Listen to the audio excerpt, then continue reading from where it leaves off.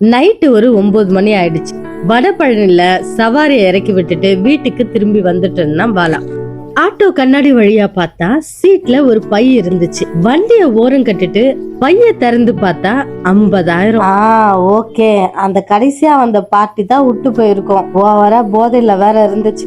சரி திரும்ப எடுத்துன்னு போய் கொடுத்துடலாம். ஆனா என்ன பண்றது, ரொம்ப தூரம் போகணுமே. இந்த பணத்தை அப்படியே அபேஸ் பண்ணிட்டா ஆட்டோ டியூ வேற 2 மாசம் பாக்கி, பேங்க்ல வேற நாளைக்கு பணத்தை கட்ட சொல்லுவான், நாளைக்கு பொண்ணுக்கு வேற ஃபீஸ் கட்டணும். இதோ இத வச்சு அப்படியாவது சமாளிச்சிடலாம் அப்படின்னு நினைச்சு எடுத்துட்டு வந்தவன் திடீர்னு பாதி தூரத்திலேயே யூ டர்ன் போட்டு அந்த ஆட்டோவை வடபழனி பார்ட்டி வீட்டுக்கு எடுத்துட்டு போயிட்டான்.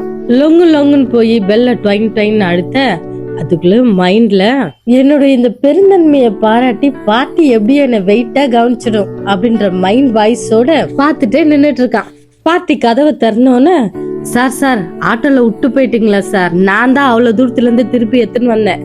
பார்ட்டியும் ஓ சரி தேங்க்ஸ் போயிட்டு வாங்க அப்படின்னோன்னு பாலாவோட மூஞ்ச பாக்கணுமே. சார் இவ்வளவு தூரம் வந்து பைய குடுத்துக்கிறேன், இப்படி வெறும் கையோட அனுப்புறீங்களா சார், நியாயமா சார்? நான் அப்படியே அபேஸ் பண்ணி எடுத்திருந்தானா உங்களுக்கு நஷ்டம் தானே 50,000. பார்ட்டி சிரிச்சுக்கிட்டே சொல்லிச்சான், எனக்கு 200 ரூபாய் தான்ப்பா நஷ்டமா இருக்கும். இதெல்லாம் ஒரிஜினல் இல்ல, ஜெராக்ஸ் காப்பி. மெகா சீரியல்ல ஒரு பேங்க் சீன் யூஸ் பண்றதுக்காக தான்ட்டு கதவை சாத்திட்டான். அதோட மூஞ்ச தொங்க போட்டுட்டு வீட்டுக்கு வந்த அவன் பொண்டாட்டி கிட்ட, நான் எவ்வளவு நேர்மையா இருந்த தெரியுமா, ஆனா அதுக்கு பதில் 300 ரூபாய் நஷ்டம் தான் ஆச்சு அப்படின்னு புலம்பி தீத்துட்டான். யோ, அந்த நேர்மைதான் உன்னை காப்பாத்துச்சு.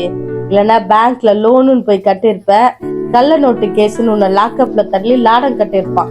போய் ஒழுங்கா தூங்கிட்டு நாளைக்கு ஆக வேண்டிய வேலையை பார் அப்படின்னு சொன்னாலாம்.